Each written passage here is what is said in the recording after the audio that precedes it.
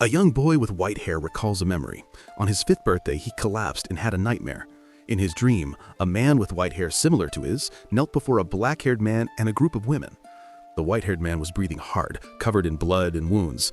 The black-haired man raises his sword, an angry and determined expression on his face. He swings it down with all his might and cuts clean down on the white-haired man's neck. The sound of cutting flesh echoes in the young boy's head as he clutches at his own throat. All because of that nightmare, he finally remembered. The world he currently was in was a game he knew very well. And Luke, the white-haired man from the dream and the villain that gets killed in that scene, was the young boy. Luke had loved that game. It was set in a fantasy world full of love and war, intended for adults. The game's protagonist was the man known to be the strongest swordsman, the Sword Emperor, who is currently enjoying his life at the academy at the time the game's story starts. It was a story where he could fall in love and train with his companions to grow stronger before finally defeating the evil Duke's family, planning a coup d'etat, which is basically a rebellion to seize the throne. Luke was the second son of that very same evil Duke. Luke remembers how in the game, the original Luke had a terrible nickname, the Gross Fat Toad. The Luke from the game messed with the protagonist and his allies like a horrid tyrant while hiding behind his family's authority. People use that nickname to mock his awful appearance and personality. The kid is cute now, but the adult version isn't, that great. Since it was a game for adults, there were hardcore scenes too, that the current Luke wasn't able to handle well back when he played the game. Honestly don't want to think, much less know, what those scenes were about. Yikes! The reason given for the original Luke's horrible personality was that his mother died immediately after giving birth to him, and nobody in his family cared about him. As a result, he did evil deeds to earn his family's recognition, but he neglected his training and developed an inferiority complex. Nothing ever came of his talent for magic he had since birth, and he ended up being used as a sacrificial pawn for the Duke.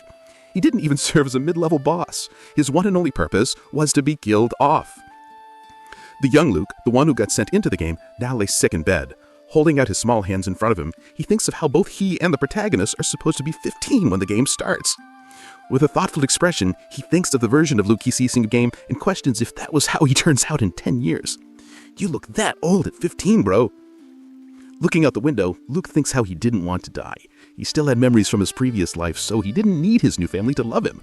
He figures that if he stops himself from becoming the gross fat Toad, his words, not mine, and doesn't do any evil deeds, then he might be able to change the future. With a more hopeful and happy expression, he dreams of a future where he can live the rest of his life in peaceful happiness. Luckily, he was a noble, so he wouldn't have to worry about making a living. But his happy expression drops. Luke realizes that he can't change the fact that his family was evil.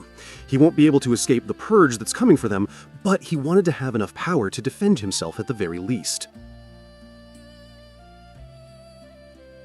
He certainly remembers that Luke supposedly had a talent for magic. He stares at his hands and concentrates, realizing he can feel some sort of airy, souls-like energy, and wonders if that was mana flowing through him. Imagining a game system screen, he wonders how to use magic without a user interface. He remembers that a magic caster should be able to heal himself, so he presses his hands to his chest and chants for himself to heal. Light softly envelops his body. When the light fades, he wonders if it works, since he couldn't really check without a game's health bar. But he did feel a little better. Putting his hands back to his chest, he tries to get even better, chanting for himself to heal over and over until he eventually tilts sideways and passes out. Before long, sunlight was pouring in through the window. The door to his room creaks open, and a voice calls out to him, telling him to get up and asking how he was feeling. A freshly healed Luke slowly wakes up, realizing it was morning. He rolls over in bed feeling sluggish, but no longer ill. He wonders if he lost consciousness because he ran out of mana. He supposes that meant he only had enough mana for 10 heals or so. 10 heals is plenty for a 5-year-old though. That means he's crazy talented. Wow! A maid comes up to him as he thinks that he wouldn't understand anything unless he takes the time to study magic. His maid wonders out loud if he was still feeling under the weather and helps him change from his pajamas. Luke believes it would be best if he had somebody to teach him. However, his father probably wouldn't give him a tutor, even if he asked for one. In that case, self-study it was. Luke calls for Syrup to read him a book. Syrup was the name of his maid, a dog beast man who was currently 12 years old. Wagging her tail, she agrees to his request. Later on, Luke hands her a book on magic fundamentals, and Syrup checks with him that he really did want her to read such a difficult book for him. She suggests a picture book instead, holding up one she personally liked called Hakan, the Loyal Dog. Of course, not to be confused with Hachiko, the best doggo. Luke replies that he wanted to try to learn how to use magic. With his best poppy eyes, he pleads with Syrup to read it to him. With a face like that, I can't believe that's how he turns out when he's older. His cuteness shoots an arrow straight to Syrup's heart, and she agrees. As Syrup sits down, Luke lies down on the sofa with his head on Syrup's lap. She laughs that he really was still a boy. Luke asks Syrup to teach him how to read and do math while she was at it, adding that she was the only one he could rely on. With sparkling eyes, she excitedly tells him to leave it to her. Hyped up, she suggests that maybe they should take the opportunity to start training too. Luke observes that dog beastmen like Syrup have traits similar to dogs, like enjoying exercise. Completely straightforward and with a careless smile on his face, Luke disagrees with her. She loses her earlier excitement at his words, and thus Luke began being taught by Syrup. However, as she reads through the book, Syrup stammers, reading the words the whole time. With a teasing smile, Luke comments how amazed he is that she could read long and difficult words. With tears in her eyes out of embarrassment, she asks if she was really useful, and Luke reassures her that she was, but internally he thinks that the book may have been too difficult to read. He sums up magic fundamentals from what Syrup read out loud. Mana was a transparent energy floating in the air around everyone. The amount one can use and the power of someone's spells depends on their talent.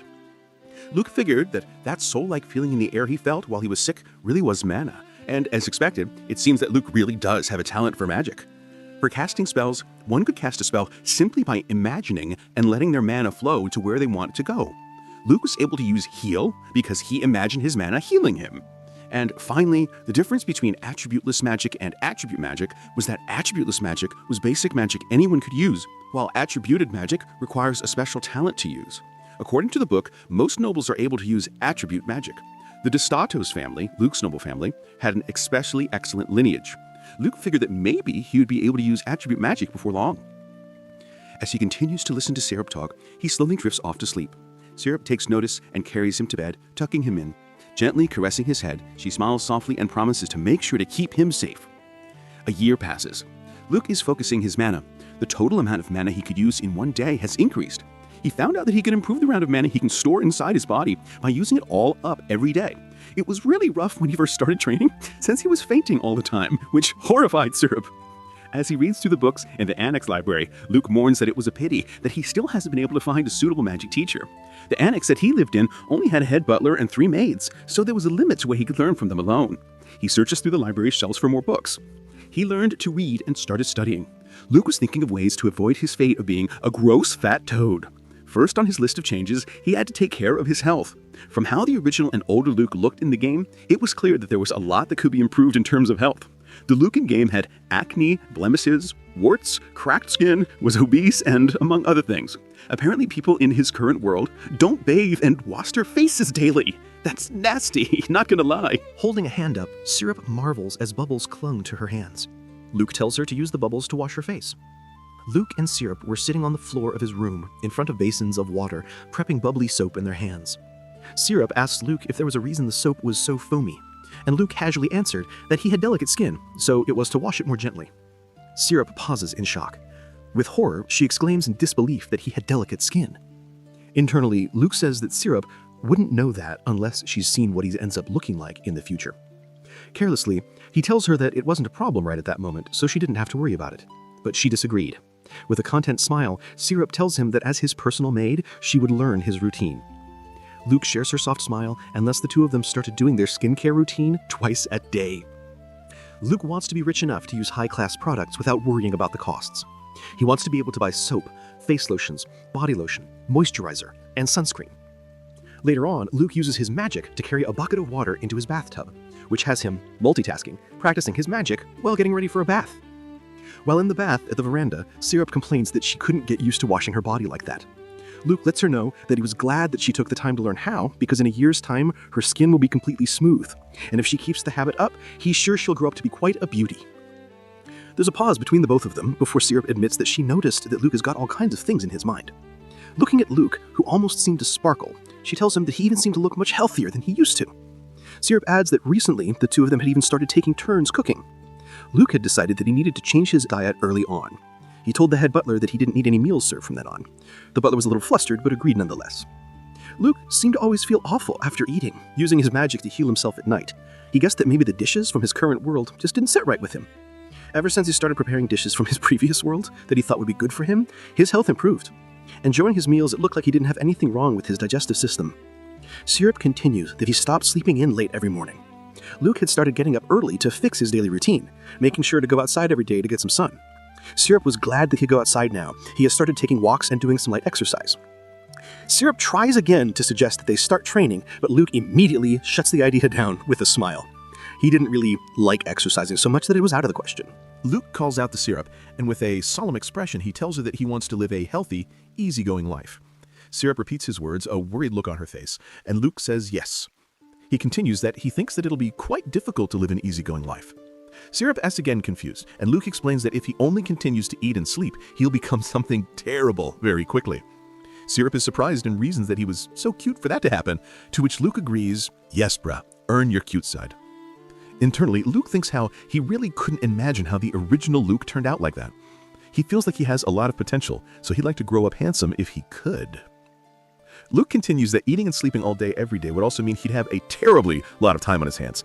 Syrup asked if he meant because he was a noble, and he answered that leisure isn't leisure if it's all someone does. I know he's supposed to be older internally, but Syrup isn't questioning why this 6-year-old is so philosophical. Luke compares how if someone went to the amusement park at the casino every day, it quickly becomes less fun. And judging how his father treated him, he was going to sacrifice Luke and leave him dead sooner or later. He may have been born a noble, but there was no safety net for him. The original Luke misused his privileged upbringing, leading himself to ruin, but the Luke right now planned on making sure to make the most of it and prepare for the future. Determined, he decided that since his childhood is privileged, he'd like to avoid any unnecessary hardships. After all, he was planning to have a wife support him in the future.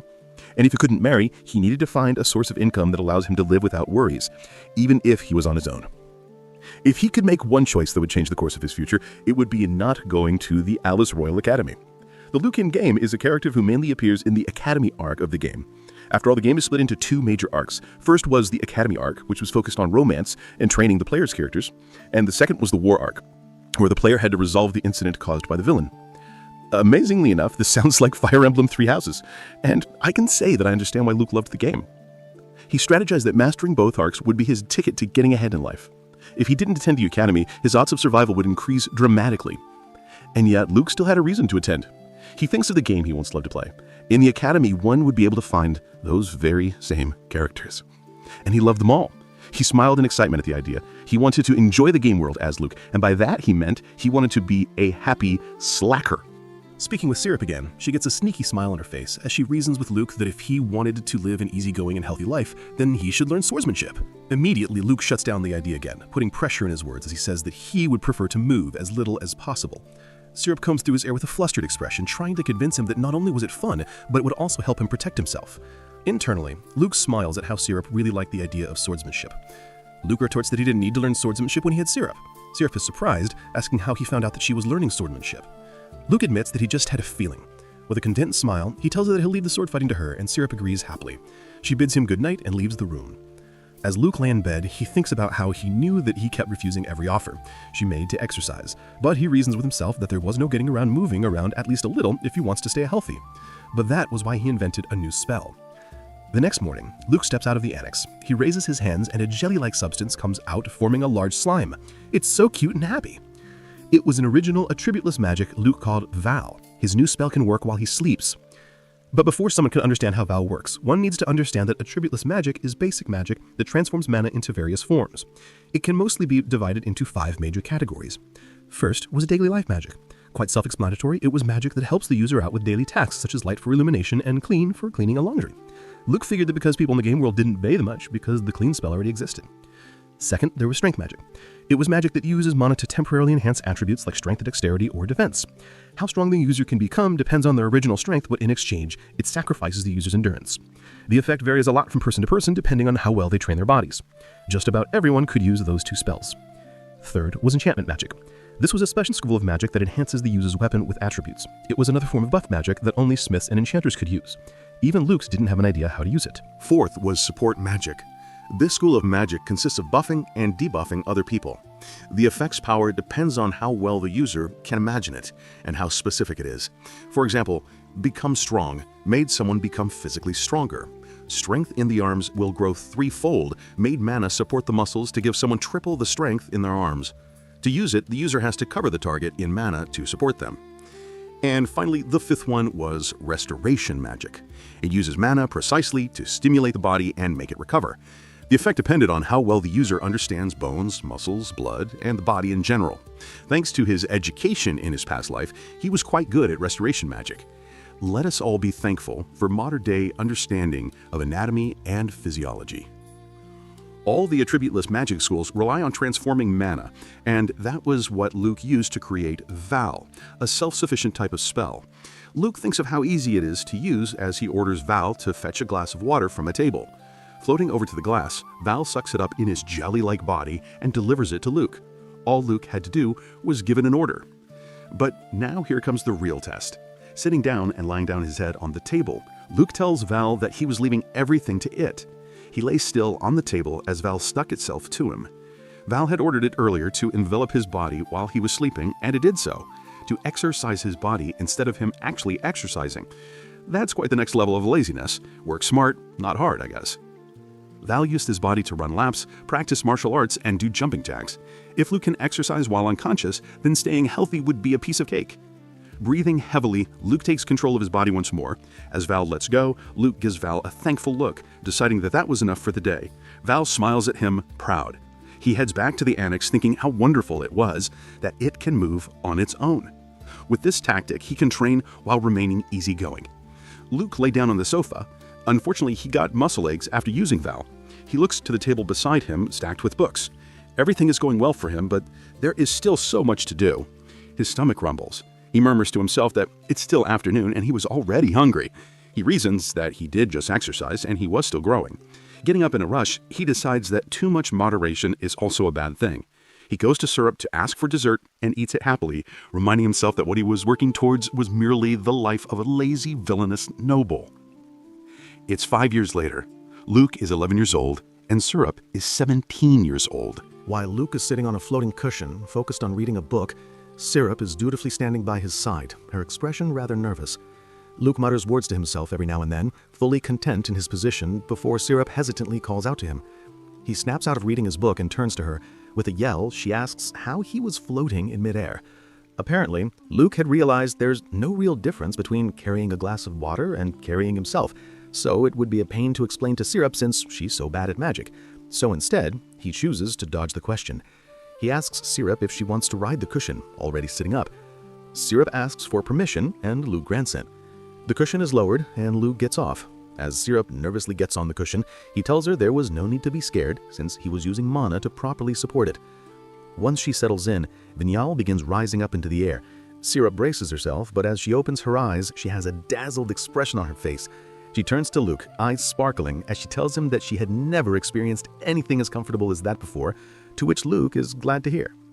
Syrup raises a hand and brings up the question of how come, even though all he does is always reading or sleeping, his body is still so well trained. He's just 11 at this point, bro.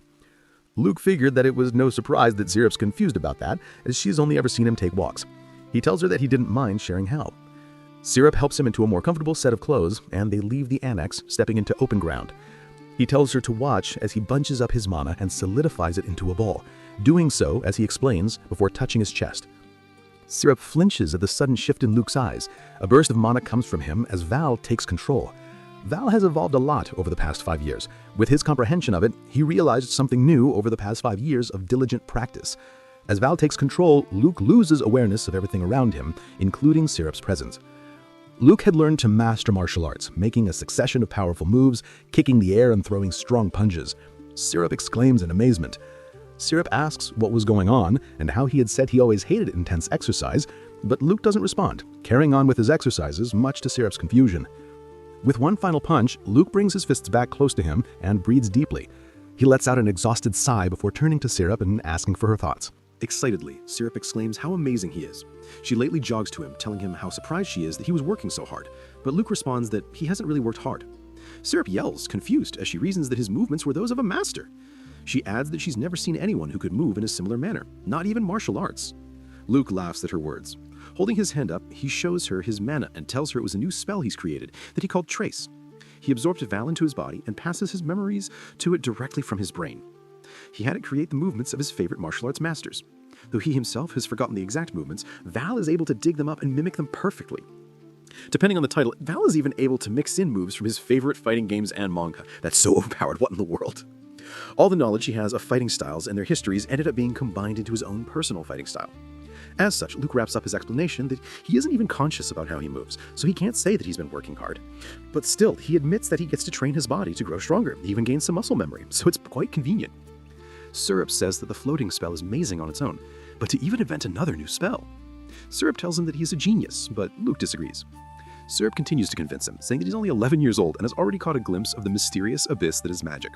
Syrup is so cute and silly. Luke laughs and tells her that he didn't know what she was talking about, but he chalks it up to her, saying that she had a hard time understanding. Luke thought it was understandable. After all, he got all the knowledge from his previous life, and he still doesn't really understand how it works. Stepping back into the annex, Luke tells Syrup that he was tired from the workout, and she offers to prepare a change of clothes for him. But Luke insists on taking a short bath while he was at it. So they head to a spring in the forest. It is the closest source of water they can use to bathe in. Looking at Syrup from his place in the springs, he thinks of how the other maids are always talking about how beautiful Syrup has recently become.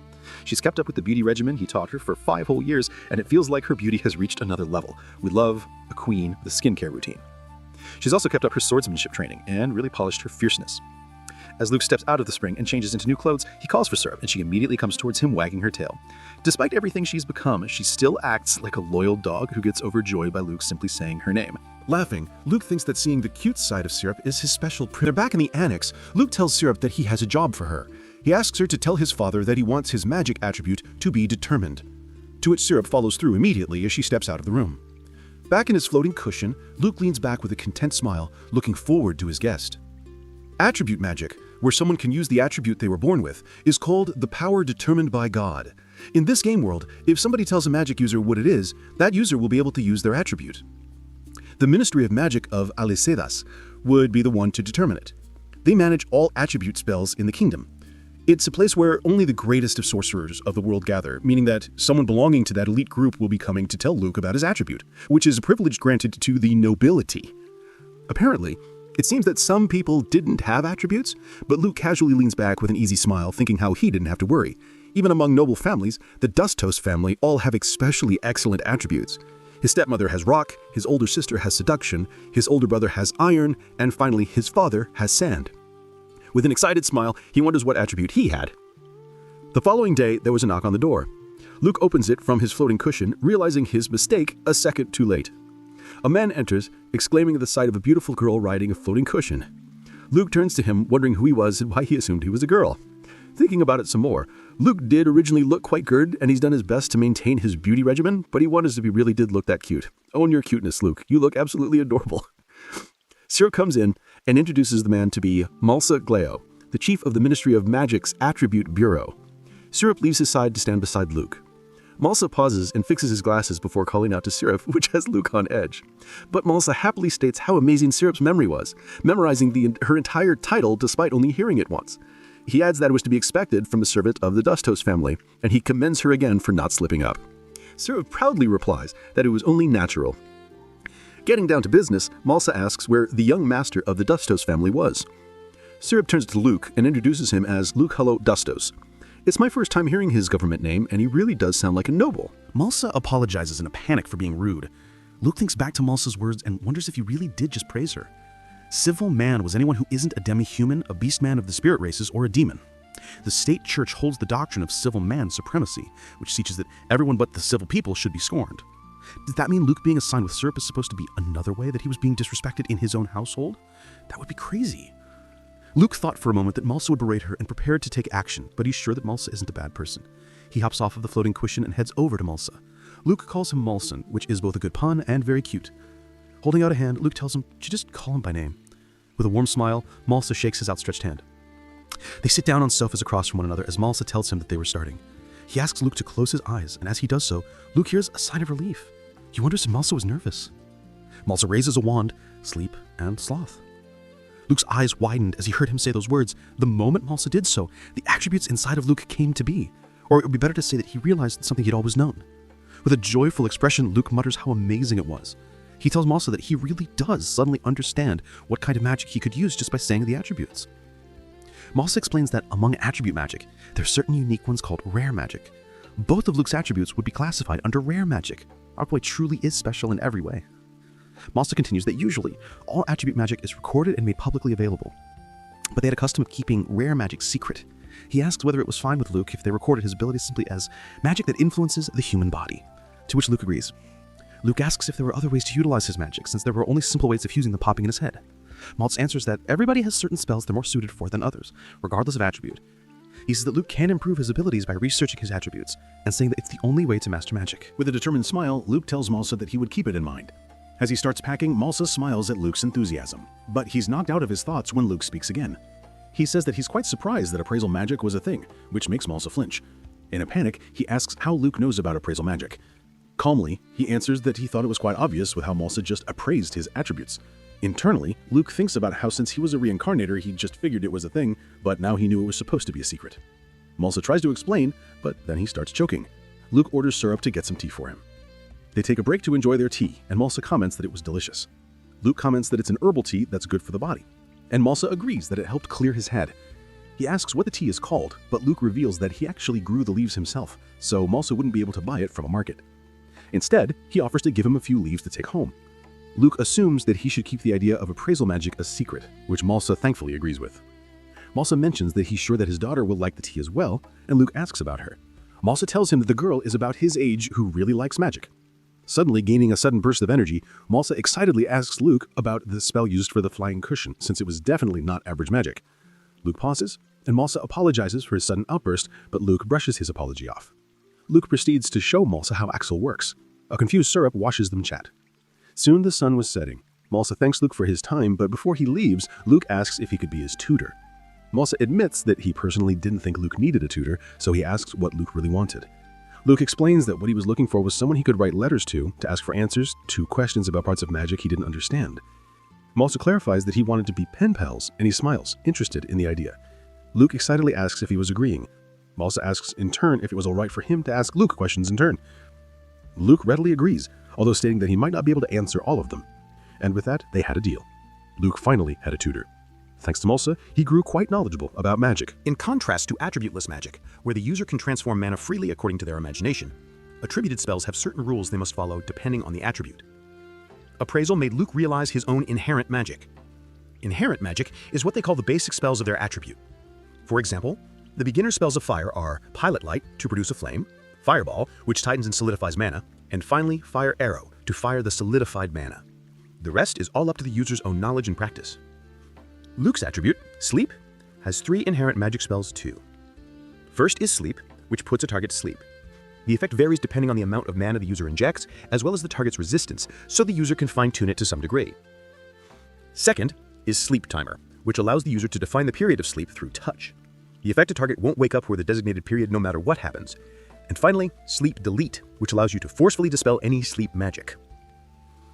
Magic can be defended against through magic resistance and defensive magic, but if they don't know about it, Luke can put people to sleep before they understand the situation. If he uses Sloth too, he's sure they'd have no idea what's going on. His powers are really scary when you think about it. He could knock you out and stab you, and you wouldn't know. Excitedly, he thinks of how both of his attributes are so amazing, they might as well be cheats. You got that right, Mr. Basically won the magic ability lottery. But if there was a fire arrow, Luke wanted there to be a sleep arrow too. If there was, he would be able to put people to sleep even from a distance. He grins as he thinks about putting a teacher to sleep and being able to skip classes as much as he wants. With the letters from Malsa on his lap, he thinks of the never-ending different spells he wants to experiment with. He gets up and stretches, happy at the thought that no amount of time would be enough to test everything out. Luke continued training hard under Val's guidance. He's gotten into the habit of giving Val control of his body and practicing all morning. It clears his head so he can focus on his magic experimentation. Val leaves his body once more as Luke finishes his daily workout. The moment it does so, Luke's stomach lets out a loud grumble, so he decides to make some food for himself. Syrup calls from the annex. Meal? Luke nods, stomach loud. He grabs a towel and clean clothes, heading to the forest spring while she cooks. Her food is edible, never great. He'll fix it later. At 11, worries already stack up. In the spring, a small voice wails about dying alone. Luke surfaces, calls out, rustling. A girl squeaks, "People are here." He steps out, dressed but damp, peeks behind an oak. The girl screams, fair, at the sudden sight. She stammers, face red. Luke, clueless, thinks she's one of Iris's tea party guests. He He asks if she's here for his sister. Her face flips to awe at Iris's name, then shock. He's the brother? Drawing off, he says his name. She shrieks, steps back, curtsies low. Karen Claudia Caribbean, daughter of Count Caribbean, 12 years old. Luke grins. Caribbean, like the sea. You're funny. Karen blushes hard, totally dazzled. Completely reasonable reaction. Part 2. Luke kneels down, holding out a hand for her to grab as he asks her if she can use attribute magic. They both stand up. Karen's saying that she can use magic and she really likes it. Luke asks to see her attribute magic. Leaning down, she lifts his skirt a bit and produces a heart-shaped pouch that produces a ladle. Weird place to keep your stuff, but I'm not about to judge. She continuously pulls out object after object, from a plate of vegetables to plates and other cutlery. As she's doing so, she awkwardly tells Luke that she'll show him her magic shortly, and so she asks him to put some clothes on first. Leaving to do just that, Luke thinks of Karen's pouch, his curiosity piqued at how it seems to be a magical pouch that can store a ton of things. Karen raises her knife as she tells him about her attribute magic. Her attribute magic was cooking. She cuts through vegetables at a quick yet precise pace, mixing and cooking with skill before topping them off with seasonings. Tasting her creation, Karen makes a satisfied expression. Plating off the dish, she presents a spiced moon rabbit soup she prepared with only ingredients she had on hand. Luke, now fully clothed, takes out a spoonful of the soup, relishing how it smelled delicious and wondering what's different about food cooked with attribute magic. He takes a mouthful and completely stops, his eyes going wide, internally exclaiming how crazy delicious it is. To best describe it, it felt like he went through a religious experience. He takes scoop after scoop, amazed that he's never had anything so tasty before, not even in his past life. Garen watches him eating excitedly with a proud expression on her face. Suddenly, Luke stops short again. He stares at an empty plate. He could have licked the dish clean with how much it was sparkling. Placing a hand on his stomach, he gets a confused look on his face. What's more to the soup, he could feel power welling up inside him. He'd come to the conclusion that it was able to buff magic as well. Karen was a young, noble lady capable of cooking, buffing dishes. Seeing her in a new light, Luke comes to the great conclusion that she's the greatest possible asset to support the slothful life he's aiming for.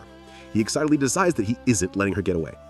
Calling for Karen's attention, he slides to the end of the table close to where she sat and asks charmingly if she would cook the soup for him every day when they grew up. Ooh, this sneaky little man. Karen's eyes widened in shock. With an even more charming smile, Luke asks her to marry him right then and there. OMG. Internally, Luke is resolute and will happily marry into Karen's family. He figures she'd support him even when his family eventually gets crushed. And above all, he needed her incredibly tasty cooking. With completely dazzled eyes, she exclaims in excitement that Luke has just proposed to her. That day, Luke had a miraculous encounter. Later on, back in the annex, he has Syrup contact his father after his meeting with Karen to have the proposal made official. But all his father sent was a message for Luke to do as he liked. Luke thanks Syrup for delivering the message, but internally, he thinks of how his father really didn't have any interest in him at all. Eventually, everything proceeded swiftly, and soon the families were arranged to meet.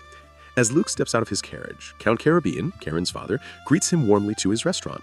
Luke replies with a greeting of his own. They enter the restaurant, and Luke tries to apologize for his father not joining the marriage talks, but Count Caribbean reassures him that the Duke d'Ostantus dropped by, gave his greetings, and left right after. Count Caribbean invites Luke to take a seat at a dining table. Internally, Luke is rather in disbelief that the head of a high-ranking noble family isn't attending the marriage meeting of his own son, but he doesn't quite want. Looking at Karen's soft demeanor, he was worried that the Duke might have been too intimidating for her. They sit around the dining table, and Luke opens the conversation by stating that since he was only the second son, all he can offer is himself.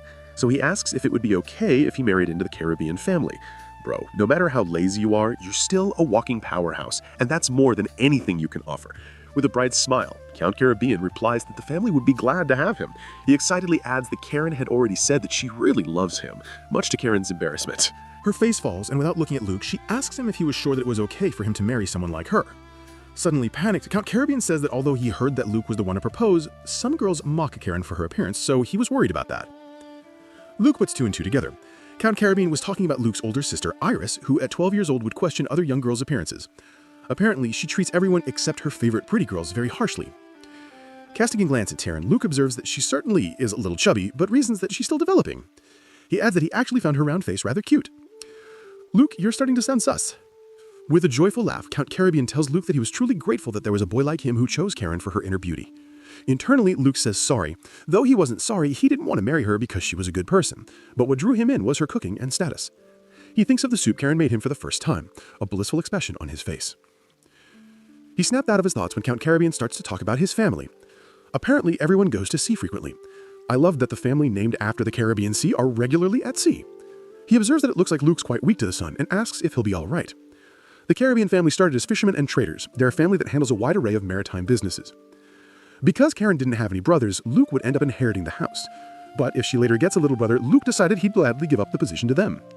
The idea of just opening up a restaurant with Karen's cooking schools was a nice thought for Luke. He finally turns to Count Caribbean and lets him know that he trains, so he should be sturdier than he looks. And with a proud expression, he states that his countermeasures against the sun are in perfect order, so there was no need to worry. Said countermeasure was sunscreen. Luke also figures that he could just summon Vol on the ship and then just go to sleep. That way he wouldn't get seasick and he could use it to carry luggage for him. Count Caribbean stands up, giving Luke and Karen time to talk.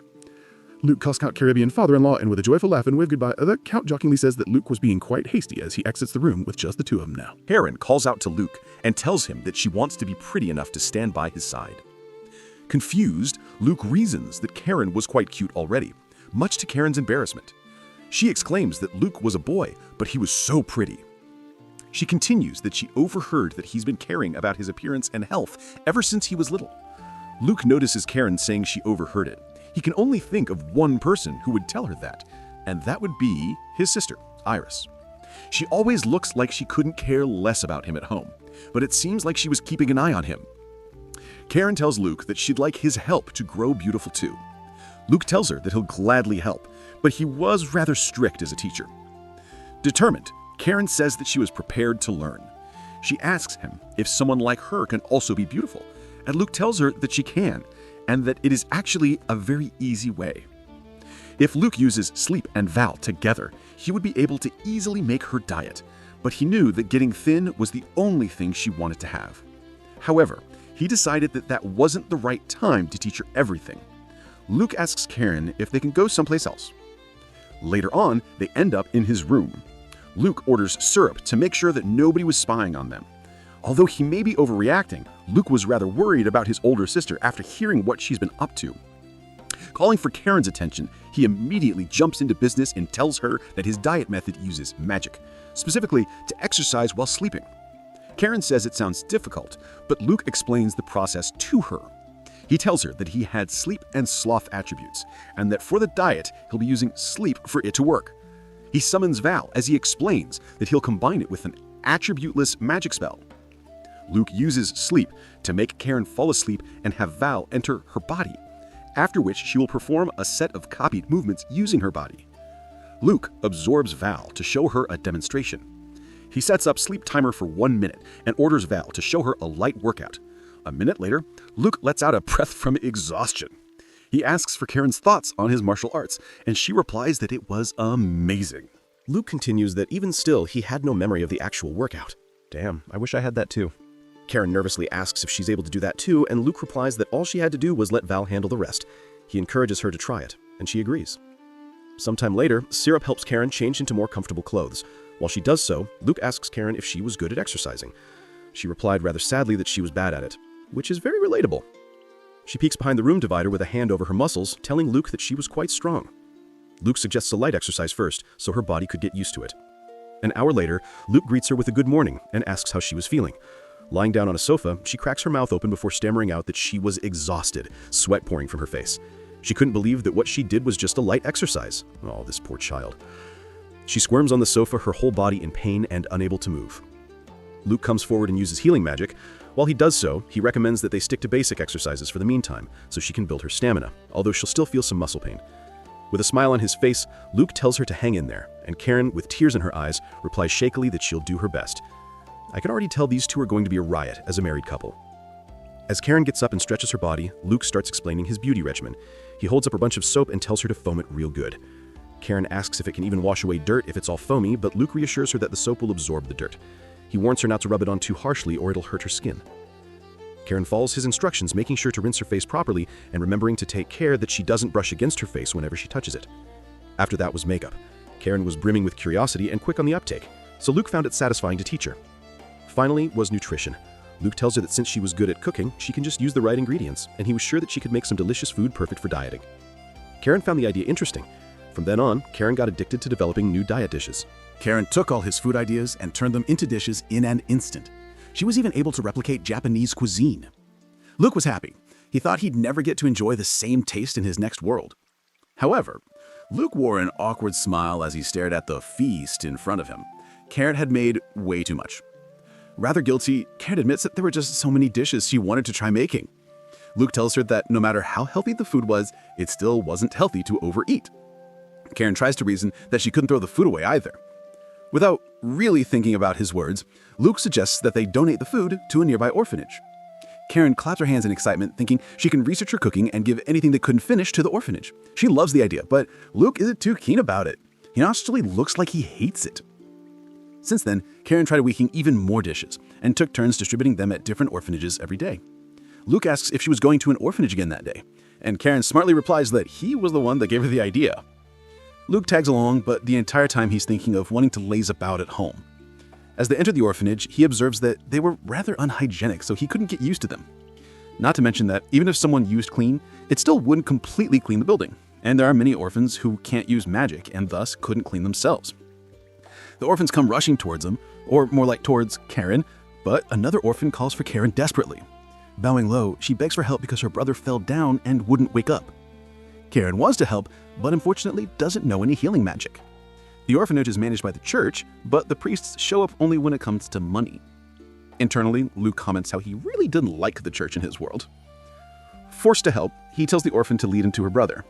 Once they enter the room, Luke realizes that it wasn't a place for a sick person to get their rest. He leans over the orphan boy and observes that his breathing was shallow, most likely from a case of pneumonia. Luke holds a hand over the boy, imagining his breathing returning to normal. His hand glows with light, and after it fades, the boy looks healthier than before. Luke steps aside, letting the orphan girl know that he should be fine. The girl collapses next to her brother, thanking Luke over and over. With a terrified look, she turns to him and asks how much his treatment will cost. But Luke brushes her question away, much to the girl's confusion. Luke explains that since he was the son of a duke, he wasn't in any need of money and just healed the boy to practice his magic. A little cold-hearted, not gonna lie, but at least he's honest and still healed the kid. Small wins, I suppose. Luke continues that now he knew how to heal that specific illness, so he should be the one to thank her. She softly asks him again before bursting into tears and bowing once more. Luke finds the girl clever, sure that she'd have a much easier life if only her surroundings were a bit better. Luke calls the Syrup and casually states that since the Duke had more money than he knew what to do with, what was stopping them from using some of it. Syrup smiles at his words and they head to the office of the orphanage director. Luke drops a whole pouch filled with 50 gold coins on the table of the orphanage director, to the older man's surprise. Luke states that the gold should be enough to get hygiene under control and to start teaching the kids. The director tries to interject, but Luke cuts him off and says that he found thinking to be quite the hassle, so the director wasn't allowed to refuse. Now that's what you call a power move. He's still 11 at this point. That's crazy. Finally, the director agrees. Internally, Luke is happy at the start of events. He'd just come to tag along at the orphanage, but ended up with something interesting. The orphanage would provide him many opportunities to test out his healing magic. Luke, now 14 years old, sits on his cushion, suspended in air by Val. He's enjoyed the past 3 years since he's been engaged to Karen. Syrup takes care of most things for him, Karen cooks for him every day, and he's kept using Val for his beauty and health. He's definitely living the lazy life. He just wears his pajamas everywhere. He's experienced many things thanks to Karen, but his happy days with her are approaching their end. Karen will start attending the academy and will have to live in the dorms that spring. As such, he wanted to spend as much of what little time they had left together as possible. He turns to his bedroom door, which remains closed. She still wasn't there yet. He jumps off the cushion and decides to go after her, already having an idea why she was late. At the main house, Luke stops walking as he comes across his older brother, Tao, currently 19 years old and first son of the Dustos family. Luke's surprised that Tao was around that hour, which was a rare occasion. Tao passes by him, ignoring him as usual. Luke casts him a glance as he walks past, thinking how he was already taller, and yet Tao didn't care. Luke smiles as his focus goes back to Karen, sure that she was at a certain pavilion. Luke steps into the garden and finds Karen.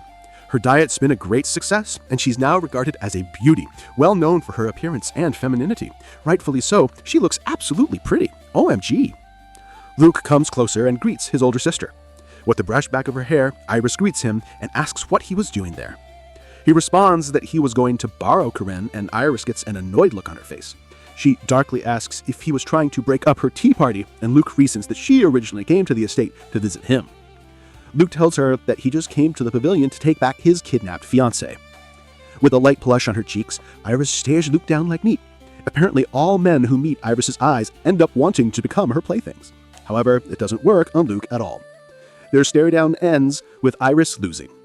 Karen calls for Luke's attention and stammers that she also wanted to talk with Iris, apologizing afterwards. In Luke's eyes, he preferred the way Karen looked to his sister. Luke takes a seat beside Karen, reassuring her that it wasn't her fault. Casting a glance at his sister, he asks her if she hasn't had enough fun. Karen is stuck in between them as the siblings argue. Iris looks away, her face hidden behind her fan, and yet the blush on her cheeks is obvious. She urges Luke to leave them alone and that he'll be able to talk with Karen as much as he wanted in the academy. Luke tells her she was being unfair and reasons that he won't be starting until he goes to the academy the following year, so he couldn't wait until then. Karen blushes as she says that two beauties are fighting over her. You deserve the attention with how cute you are. Internally, Luke compares how cute Karen was when she was flustered. While Iris remains stubbornly sulking, deciding he had no choice, Luke gets up and leans toward Iris. He lightly tells her that she was ruining her beautiful face with the scary look she had on, and with a charming smile, he tells her to do her best in the academy. Iris's face is completely red as she stares dumbfounded at Luke. Luke, I think you did too much of a number on her. Luke holds out a hand for Karen to take. Internally, he's thinking that since he didn't get to see Iris too often, it might be good to earn some points with her. Karen takes Luke's hand, and still slightly flustered at the sudden need to leave, she says goodbye to Iris. However, Iris is breathing deeply, thinking about the expression on Luke's face from earlier. She blushes, a small smile on her face, as she thinks how he was the only man whose beauty could match her own. A bit narcissistic, ain't he? Iris decided that she wants him. Hey, a few months later, Luke is lying down in bed. Syrup asks him what book he would like to read that day. As Luke is thinking, his thoughts drift to Karen. She's already left for the academy, so there was no need for him to go outside anymore. Syrup was always the one who did the shopping, and whenever he wanted something, Luke could just call her merchants to come to him. He didn't have any friends other than Malzahn, so there was nobody for him to meet. And then his thoughts paused. He sits up with a smile and informs Syrup that they're going out. Syrup comments that it was rare that he wanted to go outside, and she hoped that it wouldn't start raining. Luke asks her to come with him even if it does start raining. Syrup agrees and still grins at the idea of how rare it was for him to want to go outside first. Later on, a carriage speeds down the road. Syrup wore a cloak to hide her ears and tail as she drove the carriage. From inside the carriage, Luke thinks about how Syrup was good at driving, but then he remembers that she used to take him and Karen to all kinds of places. As a final thought, he sadly thinks of missing Karen. Why are they so cute? Syrup cuts off his thoughts as she announces their arrival. Getting off the carriage, Luke comments that they got to their destination, and Syrup responds that it was because of the status carried by their ducal carriage. Internally, Luke celebrates his invisible authority. Damn, he even has free passage on the streets like an ambulance. That's crazy. Luke looks up at the building before them, wondering if he would find what he came there for, the Great Mido Shop. It's a huge department store that also appears in the game he played. Players could find most things there, from items to equipment and even presents for the love interests. As they enter the building, Luke glances back to Syrup and tells her that she could buy whatever she wanted, to which she thanks him. A man greets them at the entrance. Already knowing his identity, the man introduces himself as Morsky Mido, the owner of the business. At the VIP room, Morsky invites Luke to take a seat and tells him not to hesitate to ask for anything, staff standing in attention and ready to serve him. Morsky then says that Luke might find it boring to deal with an old man like him, so he introduces his daughter to help him as a young girl walks in. Luke excitedly exclaims in his head as the girl enters. She introduces herself as Akari Mido. Akari is one of the main love interests of the game. If the player chooses her, they'll go down the merchant road. Luke introduces himself and Syrup, and Akari greets them both with respect, much to Luke's relief. He sits down, surprised that instead of just getting a glimpse of her, she ends up hosting them completely. Akari asks him what he was looking for, and Luke asks to see anything she could recommend, especially for his beauty regimen. Bro is locked in on looking as pretty as possible. Akari excitedly claps her hands together, proceeding to show what they had for sale. First, introducing a magic hairdryer, Akari followed Luke's requests with a smile. She introduces him to one thing after the other, adding some light and witty talk in between. He ended up getting good merchandise, and by that, it meant he bought almost everything Akari offered. Luke excitedly turns to Syrup and asks if she wanted anything, but she answered that she wanted nothing. Internally, Syrup thinks of how rare it was that they went shopping together, so she wishes that he'd give her something as a present. Luke watches her carefully, but Akari gets up to get something. She takes out a box containing a red choker. Immediately, Syrup's eyes seem to sparkle at the sight of it, but then she stops herself, muttering that she was just a servant. However, without hesitating, Luke tells Akari that they were going to take it. Syrup turns to Luke in a panic. Akari hands the box over to Luke. He turns to Syrup and tells her to take it as thanks for always taking care of him. With a slightly worried expression, he asks if he was wrong to assume that she liked it. Syrup accepts with a smile. Luke clips the collar on her neck and asks what she thought. Happily looking at herself in the mirror, she says that it was wonderful. It suits her so much. Akari excitedly agrees, calling out to Luke. Syrup turns and asks for what he thought. Luke pets her cheek and tells her that it suited her beautiful white hair. Syrup is pleased with his words and grins while Luke wears a similar happy smile, glad that she likes his gift. As Luke sits back down on the carriage, Akari thanks them for paying a visit. Luke finds the trip satisfying and decides that maybe doing similar activities every now and then wouldn't be a bad thing. After all, he has to leave home and go to the academy by the following year, so he had to experience the world outside a little before then. Not only that, but he wants to resolve himself before leaving home and face the reason the original Luke ended up as the gross fat toad. I make jokes about the original Luke a lot, but no one is more traumatized by him than the current Luke. He changes clothes and lays back down in bed. He already has a good guess on why the original Luke ended up that way, but he still has to face it. He frowns, thinking what a pain it was that the slothful path really is difficult. There was something that always bothered Luke, and that was the original Luke's face and figure. Luke couldn't understand how he turned out like that. It was hard to imagine, given how he looked right now. Staring at his own reflection, Luke thought how he started off so well put together. Is a hedonistic lifestyle really all it took to go from the current Luke to the so-called toad in the game? Luke suspected that the food of the game world wasn't suitable for his body, but that didn't seem to be the case. The ingredients are the same. Luke also looked into the possibility of allergies or a weak constitution, but despite all that, he still hasn't come up with an answer. He contemplated food preparation and ingredients before he got the brilliant idea of asking Karen. As such, his first source was Karen. Based on Karen's letter, she says the ingredients with the properties he describes are almost exclusively toxins. Luke keeps reading the letter. Apparently, they can be used medically, but depending on the methodology, it can alter bodily processes or even produce lethal effects. Luke frowned. In that case, it might be able to explain a bizarre change in appearance. He thought it was worth looking into. His second source of information was Syrup. She repeats Luke's question, which was what he was like when he was little. She answers that until he was 4, he ate and slept a lot. He was a cute child. Completely agree. He was a tiny angel. Luke asks if there was anything off about him physically, but Syrup tells them that besides when he said he had delicate skin, he was completely fine. Syrup continues, it was that reason why she was so surprised when Luke collapsed. All the other maids in a frenzy with a joyful expression. A young Luke had been so delighted while enjoying his birthday dinner up until then. Her head lowers as she says that his condition was unstable for about a year, making Luke remember that he ran out of mana and collapsed a lot around that time. Syrup concludes that he only got better around the time he was 6. Luke asks who prepared his meals for him back then, and Syrup answers that they used to have a chef, but he was forced to retire after the birthday dinner. Then the steward took over after that. Coming to a conclusion, Luke figures out that the head steward was the one who poisoned his meals. He finally found his answer. Later on, Luke closes the curtains and turns to a chair in the middle of the room. Sat in the chair, blindfolded and gagged, was the head steward. Luke greets him calmly. He begins by saying that he's been doing quite a lot of thinking. Much to the steward's confusion, Luke goes about saying why the original Luke was known as the gross fat toad, and if he had grown up normally, he should have never gotten to that point. With a cold look on his face, he thanks him for making Luke's food every day, but unfortunately, it never quite seemed to agree with him. He summons Val and takes a comfortable seat. The food most likely didn't work for him because there was someone trying to poison him. The steward flinches before trying to explain himself, but he remains gagged, his words muffled. With his magic, Luke rips the blindfold and gag from the steward's face. Immediately, the steward reasons in a panic that he was assigned by the Dusto's family head, or Luke's father. Luke walks closer to the steward. He figures it must have been hard for the steward when Luke refused to die and ended up getting even healthier. Luke guesses that no one cared enough to get their hands dirty, not to mention that no one knew that he could use healing magic, or that he was neutralizing the poison with it the whole time. He asks directly if the steward was the one poisoning his food, and with a shaking voice, the older man apologizes in fear. 28. Luke is surprised that he admitted to it so quickly. He found his response boring.